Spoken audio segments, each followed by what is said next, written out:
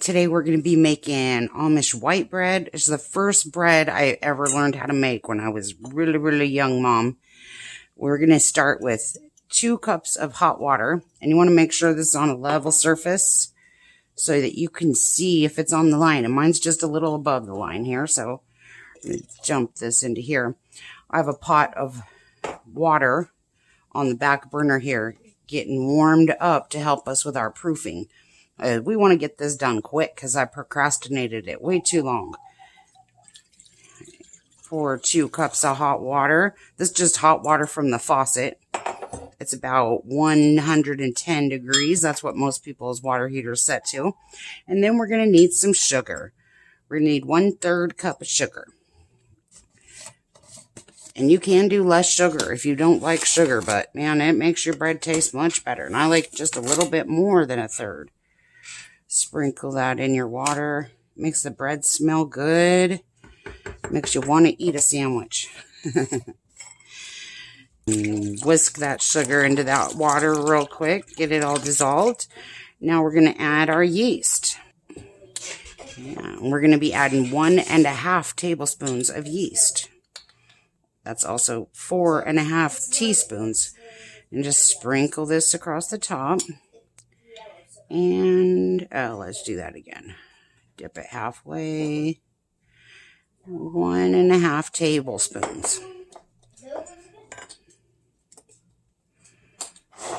Then whisk that together.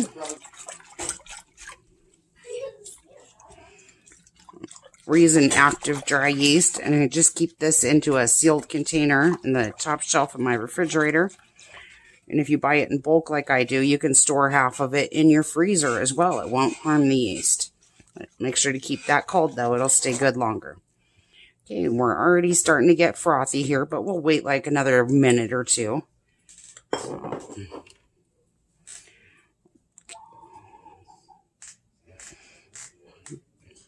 My chicken came in to warm up. It is super duper cold outside.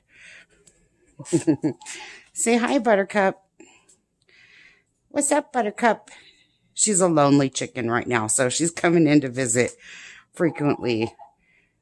And then here's my cat that looks like she's half dead. She is like, what, 16, 17 years old? She likes to lay right in front of that heater vent, which I usually close while I'm cooking, so the cat hair doesn't drift into all my food. So I'm not going to make her get up. She's literally on her deathbed. She just lays around in a big puddle anymore. Okay, but she looks like a baby still, huh? Isn't that crazy? Are you ready to go back outside, Buttercup? Do you want to go outside? Come on, I'll let you out. Come on, baby. Okay, now that the house chicken is back outside, now that this is all, you can let it froth up even more than that, but I know my yeast is good. And we're going to add 1/2 tablespoon. It would be beneficial if I had 1/2 tablespoon measurement, but I don't. It's also 1½ teaspoons if you want to be precise. But this recipe is so forgiving. I have a bread machine, and I also have a stand mixer, and this recipe just goes together by hand much faster than using machines. And it never, ever fails. It'll set up every single time. It doesn't matter how you do it or don't do it. It's going to turn into really good bread. We're going to add 1/4 cup of oil. And I just use my 1/3 measure cup here, so you don't have to dirty up all your dishes. Just don't fill it up all the way. Just a little bit less than all the way. It's like 1½ tablespoons less than all the way. 1/4 cup of oil. Put that in there. I'm using peanut oil. You can use any kind of oil you want, but if you use avocado oil, make sure it tastes great. All right, now mix that in. And now we're going to start adding the flour. We're going to add 6 cups of flour, approximately.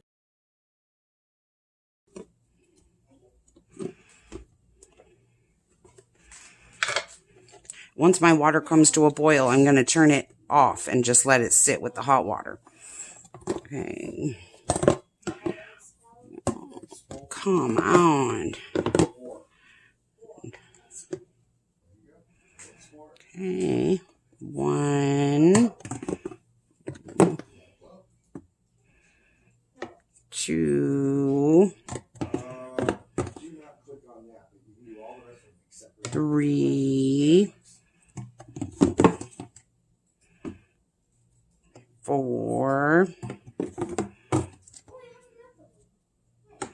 5, and then we'll get another cup ready. And 6. I never take off my rings or anything when I'm doing this bread dough because it comes right off the rings. If you're getting it mixed in there, it won't make a mess. And stir this in with a spoon until all the flour is absorbed. And I'm wearing my cute little old-fashioned apron today. So my husband got me this like 20 years ago.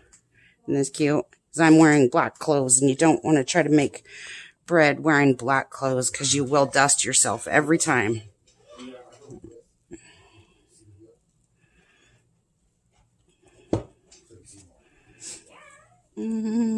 Stir this in.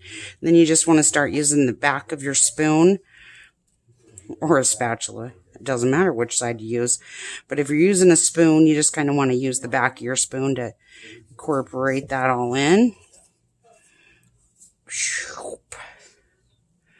And once you get it about right there, clean off your spatula just by doing it like that, because we're not going to need this for a while. Now we're going to end up putting in the rest of that flour. And dip your hands in that right before you start mixing it together. Now we're just going to keep on smushing it together like it's Play-Doh. That, you know, when the Play-Doh's hardened after you haven't played with it for a little while. You just smush it all together till all this flour is worked in there, or as much as it's going to take in. And it'll be sticky at first. Just keep on dipping your hands into the excess flour that's at the sides and at the bottom here when it gets sticky. And a lot of times if you end up needing a little more flour, you just reach your hand into your flour container here and flour your hands and just sprinkle it on the top of the surface again.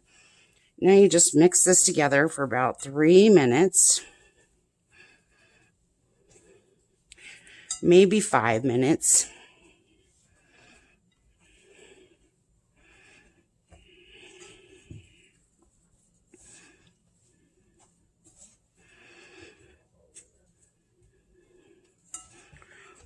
Try to concentrate so I don't start breathing all hard in the camera. Oh, it's so hard. It's actually quite fun and enjoyable to knead bread by hand, especially when you got a really great dough. And once it's time to stop kneading, then you'll notice that you're still playing with it because it's hard to stop playing with it. Just keep smushing it in. This side got really sticky, so flip it over like that. And just keep smushing it in. And then once you start getting all of it in there, it's going to start to become elastic already. And then you just kind of fold it and smush. And I learned this by in an old cookbook. It had a step-by-step instructions in a 1978 cookbook on how to knead your bread.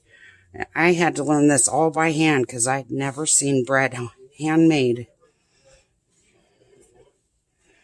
Or I had to learn this all through a cookbook because nobody knew how to make bread. And man, I have tried so many of those perfect sandwich breads on YouTube, and they do not turn out the same every single time. They're different, and they're a disaster, and they don't smell great. They're just blah. They taste like Great Value bread, which is so terrible. Just blah. It's just a substance. It has no flavor. It has no smell. Every time I try a different type of bread, I end up going right back to this one. There you go. You see how all my bowl is pretty darn clean there? Here we go. Now we're just going to kind of form this into a nice smooth dough by kind of turning it in with my fingers as I pull it forward or pull it backwards. So it kind of looks like a dang frisbee here. Okay, now we have this oil. Now you don't want to set this too far. Spray your bowl. There's no need to get another bowl. You just do it all in the same bowl. Who wants to wash extra dishes? Okay, get that really good and oiled on top here.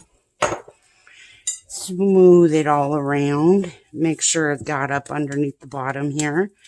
This is how the bottom looks. It's still all kind of splitty.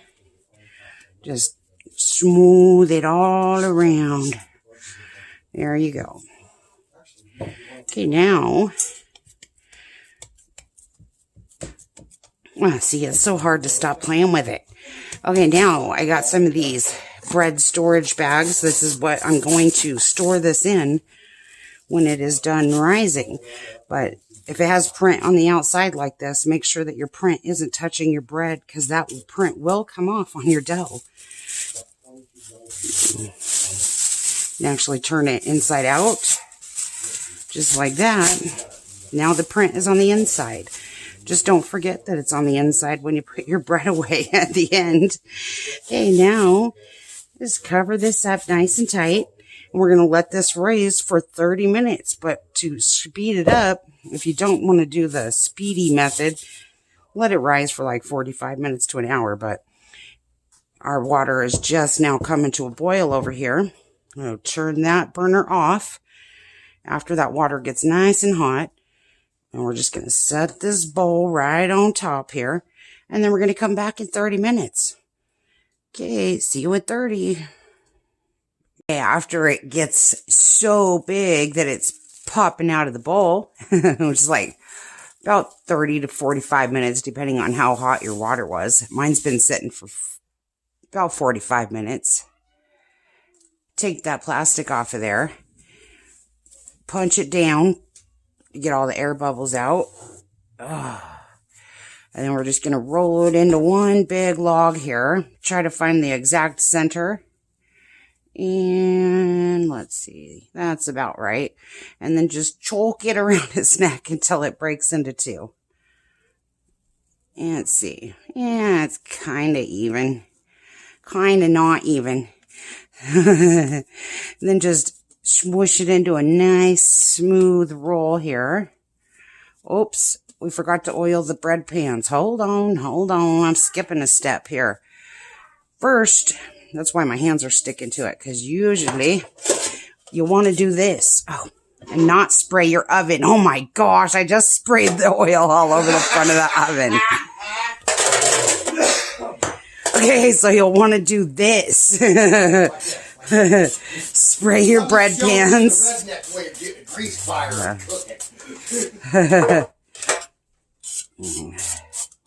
All the benefits is cooking outdoors if you're burning it tire free. Okay. Then just use your hands to smooth this oil out. Oh my gosh.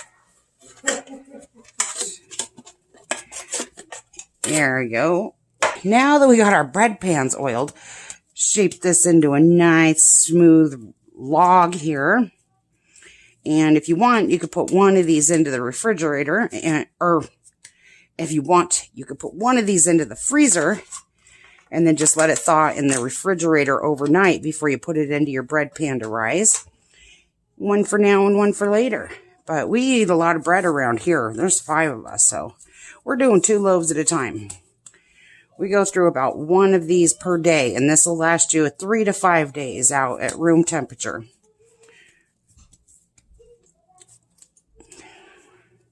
If you put it in the fridge, it tends to get a little bit soggy.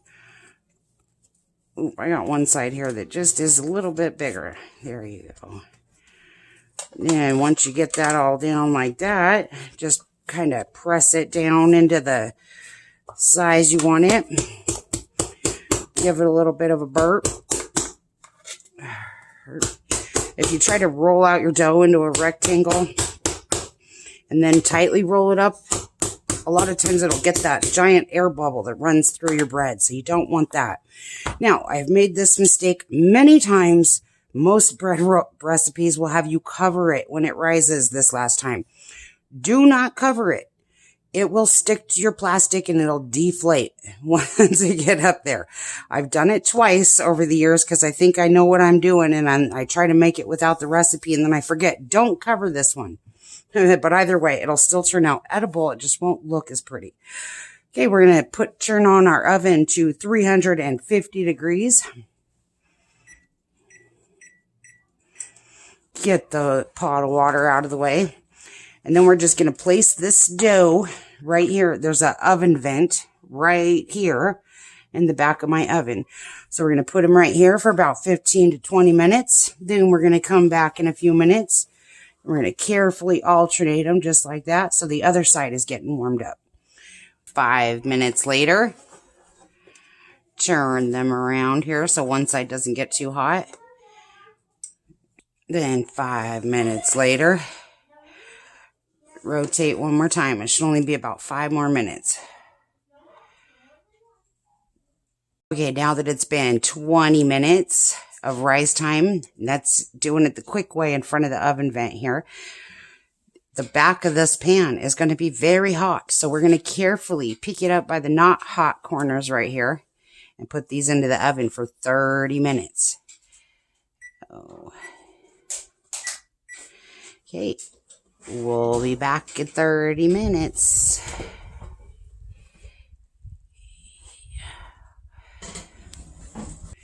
Beautiful. Just beautiful. And you want to let these sit for about 1 minute, just so the sweat builds up inside the pan just a little bit. And you should be able to just dump them out by giving them a shake, being very careful not to touch this pan because it is hot. Okay, there's one. And then make sure you turn it over so you don't get grill lines on the top side of your bun. And make sure you position those correctly. There you go. There you go. I don't know.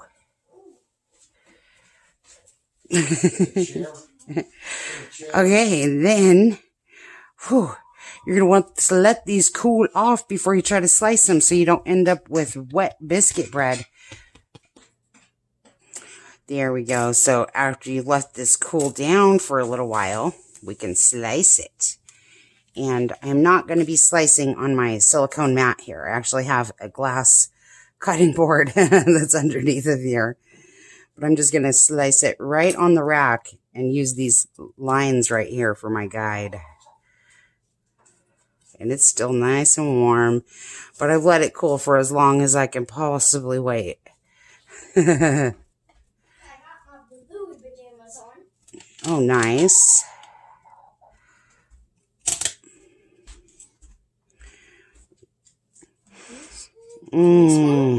Yeah, this is the same bread we always eat. Do you like it? Yeah, can I have it? Yes, this bread smells so amazing. It makes you want to have a sandwich or some toast or, grilled cheese even, huh? Or by itself. Oh, wait. What do you think? I want to try it. Oh, yeah, it does. It smells kind of like a roll. But, yeah, go ahead. See how super thin here. We could even go thinner if we let it cool off a little bit longer. Yep. And it's so soft on the inside. And it does taste good all by itself. This rating is a 10 out of 10. Yes, it is. Yep. You'll try other bread recipes, and then you'll always go back to this one. I always do this one first. Yep, this is going to be the only one you ever do after you've tried like 10 of them. And you go, what was that bread I used to make back then? Yeah. I mean, if we still It's have this one. YouTube, Yeah. then I can watch it. But you can cut it thinner than this if you let it cool, but mine is still slightly warm. There we go. That's about as thin as I can go, just to kind of show you here how super thin it can be if you want it to be super thin.